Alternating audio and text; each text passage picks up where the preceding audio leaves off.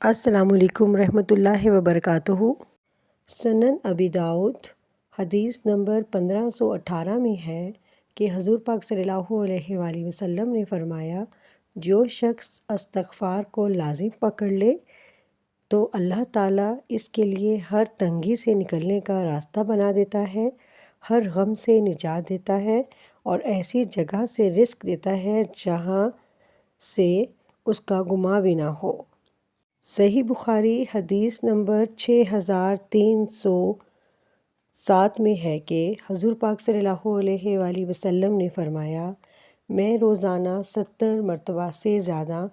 اللہ سے استغفار اور توبہ کرتا ہوں۔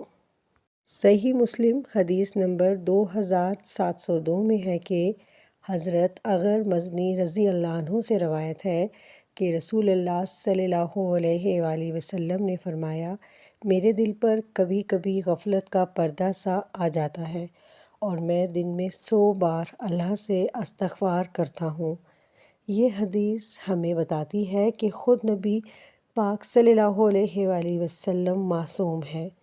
وہ بھی استغفار کو کثرت سے کرتے تھے۔